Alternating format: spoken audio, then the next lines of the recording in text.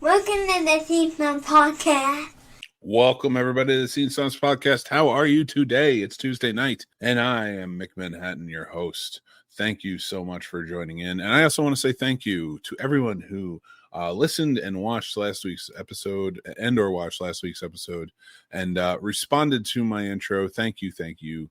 I really, truly love and appreciate all your support. I'm feeling much better now. I will tell you, as far as this program is going, mental health is an important thing to take care of, and you should be taking care of it. So keep that in mind and do that however you can. If you have to search out programs like this to help if you have past traumas, stuff like that, go and do it. Find yourself a therapist, things like that. So I think it's for everyone. But I am not here to talk about that. I'm here to talk about some fun stuff. We're getting into pop culture. We're getting into the Oscars. We're going to be asking the Absurdity Wheel a bunch of questions.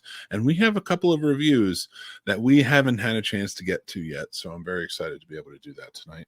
Now, as you guys know, the man is behind the scenes, but I got to bring him out. He's usually running the boards and taking care of it all because he's the producer man, producer Paul. Let's bring him in. How you doing, buddy? I'm doing great. How are you, Mick? I'm doing good, man. Doing good. I'm excited, man. Me too. I like your shirt there, buddy. I know. Thank you.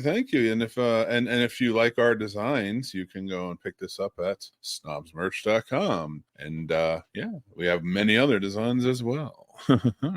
Awesome. So this is one of my favorites because they have a nice fabric for this, so it just feels real good. But I'm not trying to mess this up, Mick. Am I coming in choppy to you? A little bit, but I can hear you. You're coming off like responding, perfect timing. So not worried about it. No, you're all good, man. You look good. Even when you freeze, it's like, oh my God.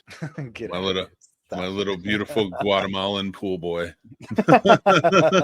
Hurry up and get a pool, Mick. Dude, do not push that. Mary is like we should get a pool. I'm like, where? Like, no, we're not doing this. I don't want to do this. No pools. Mary, I'm on your side. Let's get a pool. I've had one before. I don't want to take care of them anymore. That's why you got me. I'll just drive up there. Pool boy. Once a week, I'll come up there, take care of all the chemicals, get the leaves out. Hey, man, I told you and Sam to come up. You guys are going to come visit. So, but guys, so I wore this today. Now, Paul wore this because he loves the shirt. I love my shirt too, but I wore it specifically today because the Oscars was this past Sunday, and I've been outspoken about the Oscars for a very long time. Now, I did watch it this year. I haven't watched the past 2 years, but I did watch it this year because Godzilla was nominated. And if I'm going to watch it to see Godzilla's, win the award, because as it deserved to many awards, but whatever, we're not going to get into that. I'm going to hate watch the rest of it. And while I hate watch the rest of it, I am going to admit there were some very fun parts to it this year. The overall show wasn't good. I could point out a lot of bad. Okay. But, there were some really good, memorable moments for Oscar history, I will say, in this year. So there was a very cool scene where 4 visual effects actually for Godzilla coming out. Arnold Schwarzenegger and Danny DeVito came out to the nominations. They read the nominations, and as they go off, they're talking about how they both were Batman villains. And then they start interacting with Michael Keaton. You okay, man? Yeah, sorry. I was trying to fix the choppiness. It's killing me. Oh, I mean, you're good, dude. Sorry. No, it's driving me crazy. I'd rather do the show and make it a good show. That's it. I don't care how it looks. All right. So getting back into it though, I was watching the Oscars. Anyway, they had a lot of bad moments, and I'll talk about those. And because I know, Paul, you haven't watched it, but I think you did. You said you saw some of the clips and stuff. So we'll get to those in a second. But I think my biggest issue with the Oscars is kind of how it all plays out. It's very much about the actors. It's not very much about anybody else, especially below the line crew. And short films, documentary, all of them, it doesn't matter. Every actor award took like 10 or 15 minutes where 4 or 5 different celebrities are each gushing over 4 or 5 different other celebrities, ones that have won versus one. And then that's how they call the nomination. So it takes forever. And then when you have like like the filmmakers of Godzilla, or so many other films, like the internet Zone of Interest, I think was the same. Like everybody kept getting played off for time. So like the music starts and I'm like, these are the people who don't have the star shine on them all the time. Right. These actors are the ones that are see, you're back, buddy. I love you. I love it. There you go. Whatever. So these are the people who, like, this is the night that should be celebrating them. Even the directors who are always behind the camera, or the producers who you never see. But like, especially the visual effects, the sound effects, the costuming, the makeup, and hairstyling, and everything, like the editing, like all of those people are the ones, and so many more. Don't get me started on how many more, but like, those are the ones that should be shining right now. We should be listening to every one of their words. Those are the inspirational speeches. I've dreamed of this my whole life. I don't want to hear, I mean, no offense to Emma Stone, but like, I don't want to hear her talk about how this is a dream come true. Well, it wasn't a dream come true when it happened the first time. Right. Why is the second time a dream come true? How many dreams do you have when you get an Oscar? and that's great. But like, I would love to hear her talk about, like, in her roles, like, maybe what other kind of movies she wants to see, or what she wants to work on, or that sort of stuff. Like, maybe not politics, but like movie sort of politics. I got you. Because we just had WGA strikes, SAG strikes, stuff like that. Like, hey, remember, AI is not, so like, make statements like that in those moments that actually pertain to your business, that mean something. Right. That's when I think those platforms for those big actors should be. Not, this is my dream come true, because it's the fairy tale, and it's like, it's not. You won one 2 years ago. Like, come on. You're great. Right. You're probably going to win about 50 more, and I don't blame you, because you're fantastic. But why does it have to be a gush over everything? And then all of a sudden it comes down to like, these people I want to hear from foreign countries coming in and like winning awards and talking. I want to hear theirs. Right. That's what makes me feel good. So I think it really, when they play them off, that really like irks me so much. I get that. And then Al Pacino coming out and just fucking it all up. But I guess I didn't miss him this time. No, he walked out and he didn't say anything about the nominees. He just walked out and goes, "Oh, thank you. Opened it up and goes, "I see Oppenheimer," and everybody's just like, "So we're not naming nominees or anything." Fuck, dude, it was hilarious. Now, for situations like that, do you think they're very scripted, or do you think they have kind of free range to do what they want to? I think they're super scripted. Okay. I think they try to keep it to a minimal of improv as possible. Like, even all these jokes that Jimmy Kimmel is kicking out, like they're jokes from his writing team.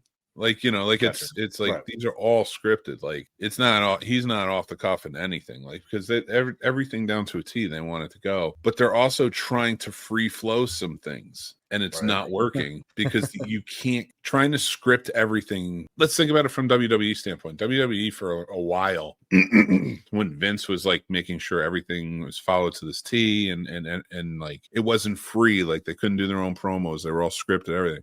It sucked. It became sort of a manufactured thing. Okay.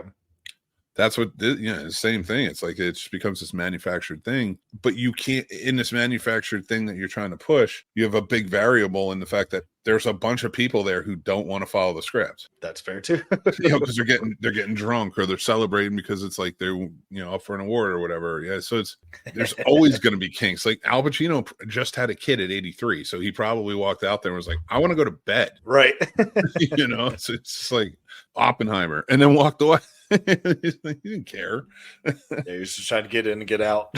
Yeah. Damn. I think they just don't know how to make it prestigious anymore. It's too tough. Like, the prestige is in the idea that, like, so you want to make movies, right? Right.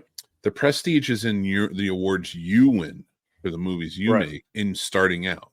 It's not in somebody who's won 13 Oscars. Right. It's like, it's just not, there's no prestige there. Like, you want, thing that people want to see is the dream. They want to see the people come up. So like, that's why it just falls flat, because it's became this thing where it's like, we're the stars. It's not about the movies. It's not about the crews. It's not about, it's about the stars, but we'll talk about that stuff too. Okay. Right. Just be that. just say that. Just make it about you guys and leave us alone. Right. You know, stop sticking your thumbs up our asses and telling us it's fucking lollipop. All right. But maybe it tastes good though. Not up there. I'll tell you that much right now. But there were some highlights. Okay. All right. Godzilla 1. That's highlight number 1. Yes, Danny I was DeVito super happy. and oh my god, I fucking loved it. I was so excited. Danny DeVito and Arnold Schwarzenegger going back and forth with Michael Keaton was cool over Batman. Yes. That was a cool improv moment. You didn't expect that to happen, but Michael Keaton played it well. Then you have I don't know how you haven't said this yet. You have I'm Just Ken. I was so happy when Gosling decided to sing that. The That's the one performance- clip I saw. Absolutely had to sing performance that. of a lifetime. That dude rolled out, and dude, I was talking to my wife about this. I think the reason Gosling is like king of all of them, like the Chris's, the Ryans, all is because Gosling truly doesn't feel like he's trying. Right. And like he acts like no, he does. He tries when he's performing, but like the cool guy attitude, the laid back, like clever, funny guy, like everyday man sort of thing. He doesn't look like he's trying. He just does whatever. Like even Ryan Reynolds. Ryan Reynolds is a character of himself, right? Like, and that's fine. And people have done that. John Wayne built a character, built an empire on a character of himself. So it's like. There's reason for it, but like all the Chris's, everything else, like they've become these sort of like just these characters of themselves, like to be movie stars. But Ryan Gosling is just a movie star because people genuinely fucking like him, and he's a very good actor. Yeah. Like it's an odd situation because like it doesn't happen that way. But for him to step on stage, because I just truly think he doesn't care, right? Like he's happy, like he's super in love with his wife. He's, got his family. He's chilling with his family, sitting there, and then rolls out and in a pink suit. Yes, sir. It was wonderful. Like he knocked it out of the park. That is a top 10 Oscar moment in my opinion. That's awesome. And honestly, when I saw that clip, that made me want to start watching the Oscars because I was like, that might actually make it worth it for me to watch. Until you brought up Al Pacino. There it is. Just no. Like it's gonna. I mean, listen, we're gonna get to like 100 years of it. It's at 96. At least we're gonna get to 100 years. But for me, I'm so fed up with the Oscars. Like even this year, it was abysmal. Like those small highlights aren't worth how bad the show is, in my opinion. And even like we'll get into it when we get to Oppenheimer, but the narrative of why I think Oppenheimer won is sort of a conspiracy theory, but we'll get into that portion of it. But it's just the Oscars for me. They just never land. There's always something where they just always fuck up something. So. Now, do you think you'd ever be able to do like a shorter an episode where you fix it? Kind of like you've done with other movies where Mick fixes the Oscars? How would I fix the Oscars? Yeah. They wouldn't. Well, this is a good question for you and me. Nobody else cares, I'm sure. But and I'm not even 100% sure you're on board. I think you just asked the question. I was just curious. Okay, so if I'm to fix the Oscars, so first of all, are you asking me from an ideological standpoint? I'm butchered that word. From an ideal standpoint, are you asking me? That's stupid. Are you asking me from that point of view? Because if so, I don't give a fuck about the actors. Let's celebrate everybody behind the camera, right? Which is what it should be, because they have SAG awards, right? And they have the Golden Globes, and they have there's other awards. The Oscars should be about filmmaking and the whatever. So let's go. Let's just do it for the fluff. How would I fix it so that way it would actually be a good show? Yeah. Well, you have to time it. Everybody's always complaining. And then listen, how would I fix it is one thing. I'm just going to offer fixes, like fixing the entire show. Like I don't envy any of these directors, producers of the Oscars. Again, it's the variables of the people. Of course, it's always going to go haywire and calling things because something's always happening, something somewhere, and people like it's a mess. People go the wrong way, or this happens, and it's just a nightmare. But like, you got to get more coordinated with your people. Gotcha. I think so. It's Stop playing people off. Yes, I understand it's for time. So figure out how to cut down on time. Stop praising the actors as much as you do. It's fine if one person comes out and says, and the nominees are blah, blah, blah, blah, blah. Because you know what? People loved watching the Oscars in the 90s. And why did they love doing that? Because people just came out and just said, oh, the Oscar, and here are the nominees, and the Oscar goes too. And that was it. And then we got some fun dance and stuff in between, and that was that. And like it wasn't, and we had comedians hosting, like Jimmy Kimmel's fine, but he's not stand-up, in my opinion. It just doesn't work. It felt like he was trying to be like Ricky Gervais, but like every man Ricky Gervais, and it's like, what are you doing? And I did like when Emma Stone, who I still feel bad, I kind of picked on her before with my analogy, because I do like Emma Stone a lot. I think she's a great actor. She leans over to her husband after he made a joke about her, and he calls her like a fucking prick or something. It was hysterical. And I love that too. I love that we're showing that more. Like people calling back at, like, more so women, because like men do it all the time, but like more so like the women doing it. It's kind of cool to see. It's kind of fun. But because they never showed that shit. But it is it's like kind of cool to give it back a little bit, but especially when I don't really care about the host. But yeah, there you go. So it just, like, how would I fix it? It would take a lot, like, but if I'm on the spot, you got to get your hosts who are out on the floor, you got to get them coordinated, because they were very uncoordinated. You have to get your sound guys coordinated, because I always hear sound issues with raising between the levels, that are on TV versus what's going on in the orchestra, stuff like that. You got to get your levels right, because hearing muffled hosts talking and like sound blaring and people walking, it's just too much. Like, that's terrible work. So you got to get that coordinated. They need to practice this more run throughs if they're not doing that already. But like, for some reason, but on the night, I mean, anything can happen, and that sucks. But it happened quite a bit. So like, I would have to go back, and I would say watch the last 5 or 6 years, which I'm not going to do. Right. Because that's an intense amount. Like, if you paid me to watch them all and say, okay, how would you fix this? I could do it. Right. I think, I could, like, really, truly, like, give me like 6 months, watch everything, really plan. I could come up with a good plan. I don't want to, though. So I don't want to rewatch all that stuff. Not invite Will Smith. That's rule number 1. They've already taken care of that. Oh my god, what a fun year. I didn't even watch that year. Nope, I just saw that clip. Yep, of course, that was it. Like, everyone saw that clip. All of a sudden my phone started buzzing. It was like, Will Smith slaps. I'm like, oh, it has to be a joke. I was like, they're friends, but whatever. All right, let's. I'm tired of the Oscars. You asked a good question, but I don't want to talk about the Oscars. You want to spin the wheel? Yeah, let's spin it. All right, so let's hit it. See what number we get. Picked a whole new bunch of topics. Ooh, now I'm nervous. Yep, it's like Paul's got a strip if. All right. 26, baby. Let's see what number 26 has to offer. Paul, what's your dick? No, I'm just kidding. Oh, I like this question. What's the most confusing movie you've ever watched? Oh, I mean, Lynch is definitely up there.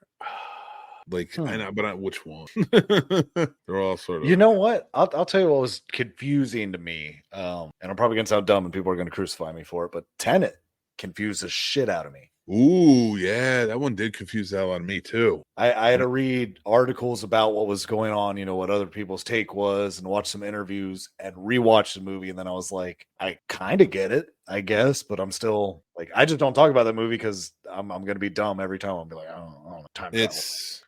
But it's not. It's like time travel backwards, and it's so I got it. Like, again. Tenet was just a tough one. I'm sorry. Tenet is a tough one. Tenet is that might be the most confusing movie I've ever seen. You're not wrong. That might be because, like, I get it. I know where it's going. And it's funny because we're going to be doing another Nolan movie. But it does. It kind of pisses me off. Yeah. About because it's thinking, why'd you have to say that movie, man? I was thinking David because Lynch it's confusing. That's my problem, though. Whenever you have Christopher Nolan write a movie by himself, right? This sounds bad, but I don't want to be mean, but like he's so full of himself when he writes it. Like, Yeah. It almost becomes like look how smart I am. Right. Like, Exactly. we get it, dude. Like, you're very smart for sure. Right. But when you write it with somebody else, like there's more of a story element. You know what I mean? Like, right. And that's where, for like you said, when he has a co-direct, when he has someone helping him with the writing and all that, I think it still shows complexity to the storyline, and it's thought provoking as far as the movie, which I enjoy. But I don't want to have to scratch my brain out just trying to figure out what the fuck is really happening or has happened. And Tenet, I felt stupid. I don't want to feel stupid watching a movie. I watch a movie to get away and enjoy myself, not hands down. I just botched the calculus test. Nobody should, and that's the thing. Like, I think Tenet takes it too far, in my opinion. Tenet, whereas Interstellar and Interception and Tenet, I would put them on the same plane as movies that are fucking really smart. Let's just put it that way. Really smart. Not saying that none of his other movies are. They are. But like, I'm talking about existential smart, like really philosophically smart movies that when people watch them, I think it enhances them. And I do think Tenet has enhancing qualities if you are into it. So I can see if like people really understands the science that goes into what they're talking about, the theory of it, because Nolan is a smart dude. Nolan is going to write based on that. And but it's too, like, when I say it's full of himself, it's like he's showing how smart he is. He's not telling a great story. Right. And Interstellar, as much as I love that movie, I don't think that's a perfectly formed story. But then to bring it back to Inception. Yeah. I think that is a fantastically done story. Yes. But I think each of those, because they deal with different sort of aspects of theory in a lot of ways, like dreams, and they all analogies for different things. But like Interstellar was, of course, space and astrophysics and whatnot, and then Tenet, I guess, with time travel. I guess it would be considered time travel, Yeah. or like just the one that Nolan has adopted. Yeah, like that theory of like time travel that he adopted that works. But here's the thing: I didn't like Tenet, but I did like Tenet. I get that. There was parts of it that I'm like, this is really interesting, but it's not. But I didn't like the story. I'm like, but the story to me is like, it just doesn't work, and it's weird, but filmmaking wise, I think it's beautiful. I think it's fantastic. But that's I think he needs a good writing partner to kind of shape up some stuff. Yeah. Make it for the everyday man or us peasants. Yes. Yeah, I'm with you on that. Get your brother in, like like your brother really helped with that. Like your brother, I think, adapted screenplays to a point where like he did get like. That's why I think Inception. I think they wrote Inception together. And then did they write that together? No, it was just Christopher Nolan. Really? But I mean, I'd have to go through exactly with Christopher Nolan with his writing. But like, he does have some good ones. But like, even Inception, I would put that above in it's sort of like in that full of yourself sort of. I'm very smart, and it's like, yeah, we know you're smart. Nobody's denying the facts, or like, trust me. Jonathan Nolan helped write Interstellar. Okay. And then Dunkirk was just Christopher Nolan as well, which I have some issues with Kirk too. But I mean, I don't know, like some of them just seem a little too out there. But we'll be getting Oppenheimer though, which I actually think is a return to a beautiful form. But we'll talk about that in a little bit. But that's probably it. Tenet, a long way around on that one. Tenet's probably the weirdest movie. So good call, dude. I got it. Paul knows, man. I don't know. I don't know what I'm talking about. I just go along with what Paul tells me. Get a pool.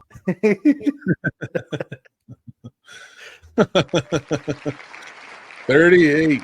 All right, let's see what number 38 has in store for us. This is the story of a girl. No, I'm just kidding. Which movie do you think has the best opening scene? Oh, that's a tough one. That is. Because like immediately in my head is The Dark Knight, but then immediately my head jumps to Back to the Future with the clock ticking and that whole, like, because it's just iconic. And then, but there's That's really a hard. tough one, man. If you guys are watching, man, hit it up in the comments. We'd love to hear it. But God, yeah. it's a tough question, dude. I got a whole new list tonight. I made a list up of AI of top 100 movie questions to ask your best friends. Okay. And like, I figured, man, AI came up with some good ones. So I feel like AI is going to be a friend, not a ruler. They might have to shave some of us off, to help populations and whatnot. But I think if I had a name, we'll say like kind of my top two, right? So top two would be I really enjoyed the newer It movie intro with Georgie. Yeah, I mean it outdoes the original. Like the newer, first chapter outdid the original in a lot of its elements. Yes. But I still maintain that I like watching the original more. But that opening scene with Georgie it's devastating. And it came out around right. Dude, oh my God. It came out as my wife was pregnant. Oh wow. And like I had my stepson, and then like, my wife is pregnant with my son, and I'm like, oh my God. I almost like wanted to be like to Tommy, like, you can never let him go out in the rain by himself. Right. Dude, you want to hear something crazy? Because of that movie and that scene, we in the house we were living in, we had a storm drain, like it was, in the middle of the road, and where the runoff would go. And I told them that there was an evil clown in there and not to go near it, and they never did. They never went near it. They were like, no, the clown's in there. Don't worry, I'm not going in. They know now, of course, but like, hey, Jason's here. What's up, Jason? Thanks for joining in, brother.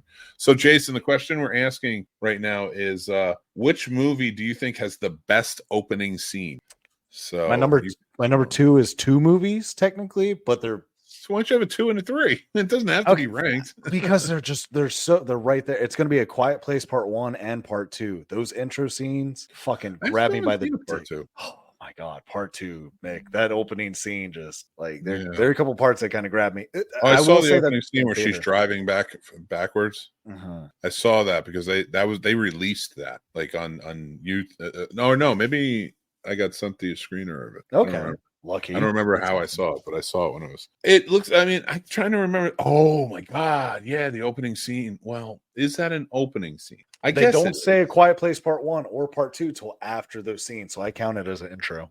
Okay. That counts then. That first one is hard. Oh my God. Yeah. The kid. Fuck, man. I'm sitting there like, no, like, Jesus. Oh, and that was another one that came out like right after I had my kid, and I watched it. And I was just like, God, are you kidding? A lot of those movies messed me up. I think I need to go with more optimistic ones. There you go. There's the opening scenes. Like, listen, I would say like people probably want you to say The Godfather. People probably want you to say like, but they do. They have great opening scenes, but like they don't have those pow opening scenes that really like knock the door down. They're opening scenes that like they're iconic because the movies are iconic, but not like the things that are really like we're talking about, like things that really set the tone for what we're about to see. The Terminator 2 opening scene. Okay. And even Terminator, like when they crush the skull, that's an awesome opening scene. There's so many good ones. There really are. There's so many good ones. Look at Forrest Gump, the feather. Yeah. Look at, like that's an iconic. Oh my God, Reservoir Dogs. Yeah. And then The Matrix. Everyone knows that intro. Everybody. Yeah, dude, there's so many iconic opening scenes, and I think we sleep on that sometimes. Yes, I really do think we sleep on it because we often talk about end scenes, and I think the ending of a movie, if it's really good or really bad, really invokes how we feel about it overall more so than the entirety of the movie. I truly believe that. I truly believe if it has a poor ending, you're going to leave not happy or fulfilled. If it has a great ending but it wasn't a great lead up, you're going to leave with a, oh, okay, I liked it, sort of vibe. Like, but if it had like a good lead up to a great ending, you fucking love it. You're like, this is the best. So I've always felt that way about movies, especially trilogies. Like I've always felt like people hate the third movie in a trilogy because it's the end. It's not supposed to come back. It's not supposed to just be done. And people don't like when the story's over. Right. Very true. Yeah. So something like this, but like to think about the opening of scenes, man. There are a lot of great ones. Oh God. Pulp Fiction. Yeah. Another one. Well, I mean, you could really like Tarantino, just any opening, but let's see. Jason says, I love the opening scenes of Ace Ventura, Tommy Boy, and Zombieland. Zombieland. That's a great one. That was a good Metallica too. The Still Slope, man. Yeah. Amanda, thanks for joining in. Appreciate you. Hi, Amanda. Jason says, Inglourious Basterds is one of my favorites. Oh my god, that is a top 10 opening scene. It has to be a top 10 opening scene. It's the same reason so many people don't like the series finales or shows too. Yeah, that's true. If it's done really well, if you spend 10 years with a show and that series finale is done to a point where it's like, you have to make a series finale not for everyone. You got to stop trying to make them epic. You have to make them for the fans. Every series finale I've ever seen made for the fans are the ones that land perfectly. But when they try to make them like big and spectacly, it never lands, and people are just like, that was dumb. Or if they make them for themselves, like, this is how we wanted to end it, it's like, hey, you got to end it for the fans. That's how people are going to love it. Yep. That's always been my feeling. So I'll tell you, an intro that tripped me out was I think it was the 2013 Friday the 13th. That was a good one. That was a really good one too. That tripped us out because at the time I may have been under the influence of certain things with other high school friends. And we were like, they're breezing through this fucking movie, man. They just killed off 8 people. Like, where are we going to go from here? And then, it's the intro to Friday the 13th. And we're like, God damn it. Fucking with this. Dude, it's just, there's so, oh my God. Iconic. Raiders of the Lost Ark. Damn. Yeah. Oh, that has to be it, right? Mm-hmm. Yeah, with him running and the music. I mean, Jaws is another one. Yeah. Oh my God, dude. How did we forget these? The Lion King. I didn't even go animated, but you're absolutely right. Yeah. Oh my God, dude. I'm trying to think if there's anything else. There's quite a few. I feel like the longer we think about, the more we're going to come up and be like, we're going to come. Oh my God. You know what's a really like epic one, but in a sad way? Up. Oh my God. Yeah. That I was not ready for that, man. No. And I was going, and what's sad is my friends took me to that because I had been going through a loss of a friend recently. So they're like, we'll go see this. It'll cheer you up. That intro just fucked up everything, man. But then they were like, are you okay? And I'm like, it's only going to get better from here. I hope so. We're fine. But that was so sad. It really was, man. I'm right there with you, brother. Lethal Weapon 2. That was a good one when it come out in a car chase. That was a really good one. Trying to think of what a good time to talk about today's sponsor, Shopify. What's up, guys? So Shopify is the sponsor of today's episode. Thank you guys so much for sponsoring us. And guys, check them out. Do you want to start your online business? Go there and check out their free trial by hitting the link right down below in the descriptions. And then you're going to get your first month. You're going to get a trial period for free. And then you're going to get your first month for $1. That is pretty awesome. So get started. Start your business today. They will help you from beginning to end all the way through. Shopify is awesome. And let us know what you think. Tell them the Scene Snobs sent you. All right, guys. We got to get into it. We're rounding out towards the end. And we talked a lot about Nolan. And we're going to talk about Nolan a little bit more. Just a little bit more. And you know what, I'm happy that we're gonna be able to talk about these movies. Yeah, we'll start with Barbie because I have a lot to say. So here's the thing. All right.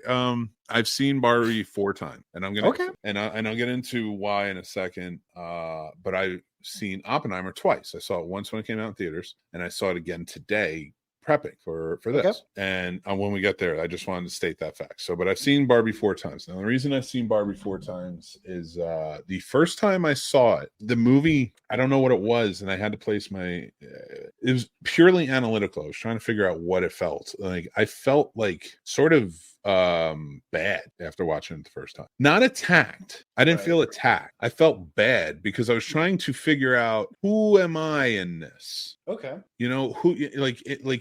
How am I represented in this? Right. And when I figured out how I think I'm represented in this, it kind of made me sad because it is sort of a trope in movies that I'm not a fan of. Again, doesn't knock off points or anything for this movie because it's done a lot. So it's not like it's something that they made up. So I'm not mad about it. I just wish it wasn't something that's true. So like the good guy, the guy who is supportive, the guy who is like, I'm a good husband. I'm supportive. I'm loving. I'm a good father. I'm attentive. So like, where's the good? But not to a point where it's like, can't do it alone. I got to do it with you. No, like encouraging, sort of like, so like, where's that guy? And I'm not saying they have to be overly represented. I'm not saying they have to have a Ken or anything like that. And then I found out who that character was in the movie, and I was cool with who the character was, and finding out the backstory of why the actor played him, it was even better. But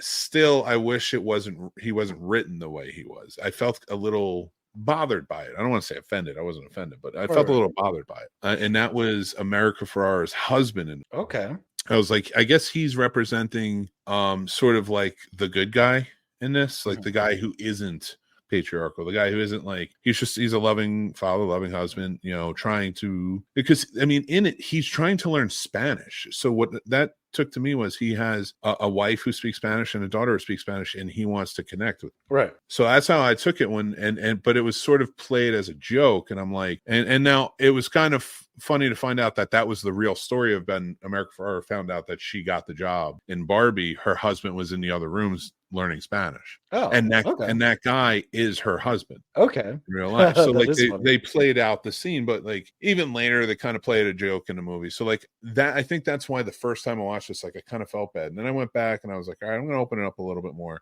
And I've watched this movie 4 times to like sort of understand it from a filmmaking standpoint. I know it seems like excessive, but when there's movies that are polarizing like this, and I don't fully understand them on the first go, or they make me feel so, I need to watch it a few times to really try and pick up in as much as I can. And I do that with a lot of movies. And this was no stranger to it. And every time I've watched it, it got better and better. I understood more. There was more representation, and I was not understanding of many things. And it was a geniusly written movie and filmed movie. This, I think, is a fantastic top 100 film of all time. Okay, I could give it that at least. No, now I've spoken quite a bit, and I would like to hear what you have to say, my friend. You go right ahead. Let me Paul explain why this is a shit movie. No. So my thing with Barbie is I tend to be surrounded is the wrong word, but I have people in my life that tend to be a little more on the far right. So I heard all the negative things about this, that, and other about the movie. So I kind of went in wondering how over the top it was going to be on certain subjects and things like that. And after I watched it the first time, I was like, I don't know what the fuck any of you are talking about, because you clearly didn't see the movie. And I don't see how you picked out, X, Y, and Z as being a problem. Like, obviously you're hypersensitive about something, or you're looking for a problem with this movie. So my second time is when I really got to enjoy it. Because the first time, I was trying to look because I have people in my life that are willing to watch it, but they had heard too many negative things from friends saying, it got too political, yada, yada. So I was really trying to watch it for them, just to be like, all right, what is this something that would bother them, yada, yada. And it didn't. So second time being able to watch it with them was quite enjoyable. Because I do think it was a good movie. I love the music because I love musicals too. I'm Ken enough. Beautiful song. Braxton and I sing it quite a bit in the car. Not gonna lie. But that's like, honestly, like it's such a, I think it's a really good film. And like, listen, it became political because honestly, anything that deals with immigration, Black people or women right now, in any sense, is just so touchy. And I'm talking about from like the far right. It's weird. It's like, we got to attack it. It's weird. So like, and I'm not attacking anybody if you're watching this and you're far right or you feel which way or the other, but like from a filmmaking standpoint, I don't care what you feel or what you've heard about this movie. Like, it's a really well done movie all the way through. And I like that. That's what I'm judging here. I'm not judging your politics. I'm judging what this movie was representing in the world that it was building. And it's fantastically done. And smart writing. Mm-hmm. It just is. And so like, I'm respect the fuck out of this movie for sure. And James MCD review says, no offense to Billie Eilish, but I'm Just Ken should have won the best song. I do agree, especially after the performance they put, but I get the votes for that. All right, let's give our ratings for this one. So Paul, you went a little lower with this. I went with 4.5. You went with 2.5. Is there, what about it for you brings it down to middle of the road? So I just put it middle of the road based on like, would I watch this every year? That's kind of, that plays a part in my ratings. This is one that I've watched twice, unless somebody's like, I really want to watch Barbie. It's not going to be my go-to. I can agree with you. It's probably top 100 best movies of all time, but it's not Back to the Future for me. It's not, Ready Player One. It's not any of these movies that I could watch almost on a monthly basis. So I'm not saying it's bad. I'm just saying that it's not my favorite movie. No, I get it. But so yeah, I just put it right down in the middle because for me, I thought that was fair. I love it, and that's a great rating for it. And like, because I understand where people like that sort of stance on it, and movies need that. And when I say I love it, I mean I love that there's a difference of opinion where it's like, okay, this wasn't for me, and you can admit that, so it's middle of the road for me. But like for me, even take away like it, I think it's a beautiful story. I think that tells a really good tale, and it doesn't pander, whereas it more than it almost recognizes, like the movie's recognizing more than pandering. It's representing more than anything. So like, and it's not like all the in your face, like the patriarchal stuff, it's done in tongue in cheek in a fun way where you're kind of like, I mean, if you just like shut up about it for 5 seconds and stop screaming about like, they hate the patriarchy and that's all this movie is, like, you see, it's like, all right, that kind of makes sense about some things, and it's kind of funny. Like right. Maybe let's not freak out and like calm down, but Ted Cruz can't do that, so whatever. And then but everyday good Americans, even if they believe one way or the other, like I just don't think they feel like that. I think this downfalls more like blowhards on the media, and then some people of course pick up on it and it becomes a soundbite. But ultimately, does anybody really fucking care? Like, we're movie fans, so like I get like why this is such a big deal for us, but like, go see Barbie and just enjoy the goddamn thing. Who cares? Right. And another one that you should go enjoy is probably Oppenheimer. Yes. Okay, I have a conspiracy theory, Paul. I think I know why this won Best Picture. Why is that? It needed to, because think about it. Barbie and this for the biggest movies of the year. Barbie being the biggest, right? Barbie has a lot of great takes on social issues that need to be discussed. But God damn it, we have people at war right now, and the fingers are on the buttons, and we need Oppenheimer to save us. We need more eyes, so everybody's like, I don't want that. Right. So there you go. The again, the Hollywood elites are writing the narrative, and it's probably a good thing. So this time around, it's probably a good thing. No, I want to thank you. Like I think you pick these, right? Didn't you? It was me or you? It was kind of both. We had talked about it. Yeah. Okay. Yeah. So like, so thank you for that, because like I don't know that I would have given this another chance. And here's the weird thing: like, it's a beautiful movie that's made for a big screen, right? Yes. And it was fine on the big screen. I enjoyed it. But like 3 hours long, I get tired in the big screen. I get that. Watching it at home today, it blew me away with so much more. Okay. Having more of I think this is a movie where it's like having more of an intimate connection with it. I think there was so much emphasis on the bomb itself, right, and the practicality of the bomb, like, and how he kind of made it work in the movie. We forgot, like, this movie isn't about the bomb. This movie is Frankenstein, right? And in such a beautiful way, and like it was such a great character study that we should have been focused in on that. We really should have been like, and that's why I think it works so far at home for me. Now, I'm not saying it shouldn't have come out in theater, but I really I got to intimately connect with everybody's role in this while I watched it today. It really raised it for me in a big way. Again, not that I thought that this is a masterpiece film. It's really well done. I love how he wrote it. His 3 acts put together is fantastic. There's a lot of drag on, in my opinion, that we could have probably cut to certain things that didn't need to be 3 hours. But and I'm not gonna lie. All right, this is last part, and then I'm gonna let you go.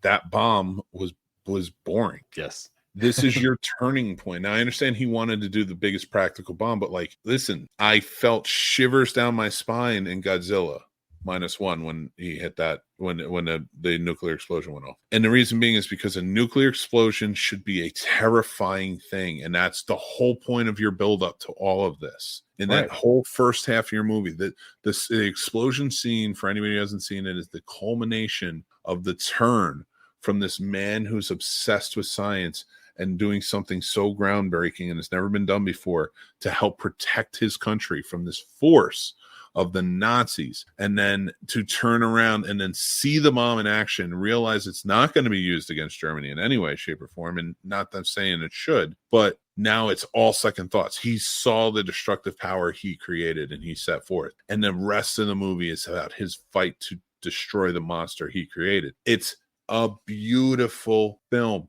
But you gotta hit me. I'm sorry, Christopher Nolan, you did not hit me with that explosion. I saw it on the big screen. It didn't hit me there. It was a dud.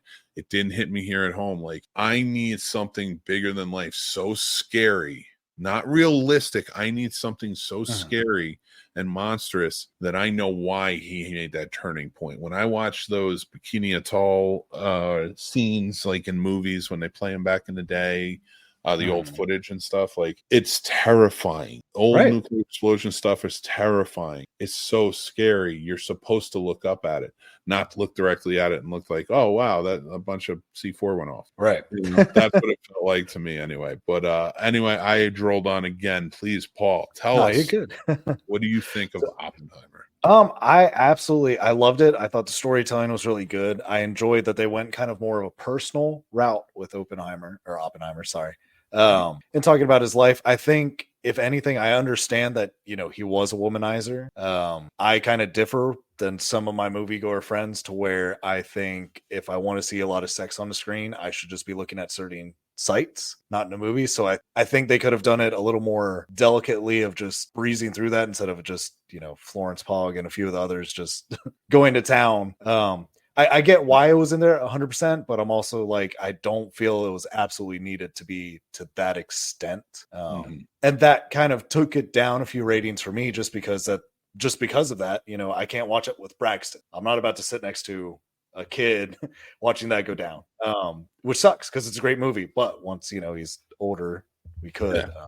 Well, my rule on maintenance of kids. Like, you should save certain movies for certain ages because they're never going to understand them until that point. And I will tell you, there's 2 or 3 scenes that it's funny. Like, you get all this emphasis on the explosion scene, and that was such a dud scene. But there are 3 scenes in this movie that are masterpiece scenes, that just perfectly shot scenes.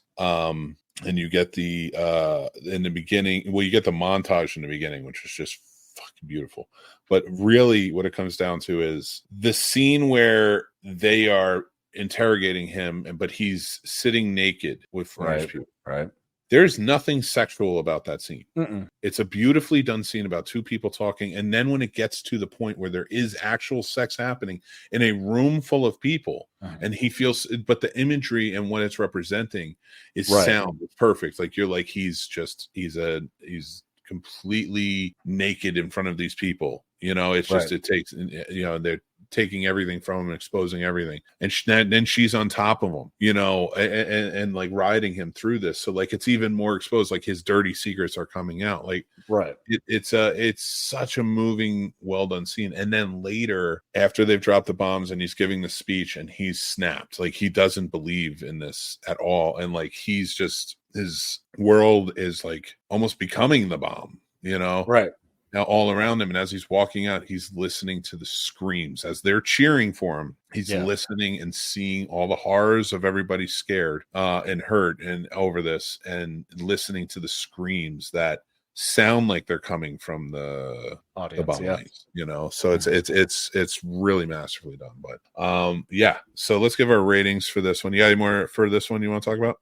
I mean, just visually, it's absolutely stunning. The cinematography was spot on. I think as far as acting in a movie, I feel like everyone gave 100% in this. I didn't seem like anyone was kind of half-assing or wasn't trying to act, which was really nice. Yeah, no, just fantastically done. And we both were right there. I think you gave it a 3.5 and I gave it a 4. Wonderful movie. I don't know if it's a top 100 movie of all time for me. I'd have to reevaluate it, but again, a few more watches to really understand that. But I think it's a fantastically done movie. And as we're going through, before we get to the end, let's read some of these comments you guys are kicking off with. I liked Barbie, didn't love it, so I'm around a 3.5, but need to watch it again. Out of the Oscars movies I've watched so far, Poor Things and American Fiction are my favorites, but I've only seen 4 of the 10 so far. Yeah, there's some good ones. Still need to see Oppenheimer. James MCD Reviews says it was a safe decision to have Oppenheimer clean sweep. I really liked it, and the categories that won were well deserved. There were just some of that should have gone the other films. I don't disagree. I was glad to see Emma Stone win. I thought she was incredible. Admittedly, I haven't seen them all yet. We'll be fixing it this week. All right. Well, that's there you awesome. go. Well, guys, before we get going, I'm going to end it with a mixed movie pick. So, guys, I chose from 1982 because that is my birth year. And unfortunately, I guess I will announce it. Tomorrow is my birthday. Oh, yeah. So, happy early birthday, Mick. Yeah, so I wanted to pick something fun for people to watch on my birthday. And from my birth year, and I didn't just want to pick like E.T. or The Thing or like these really recognizable 1982 movies. Conan the Barbarian is a great movie that I think a lot of geeks really truly love. Movie fans love this movie, especially 80s heads. But a lot of people may not remember it. Actually, guys and gals and everybody in between my age might remember more so the idea of the second movie, Conan the Destroyer, because that was a more kid-friendly version. So I think that was on TV a lot more. Red Sonja was on. So I think that's really where, and I think the boat was missed a little bit on Conan the Barbarian with a lot of people. Go check it out if you haven't.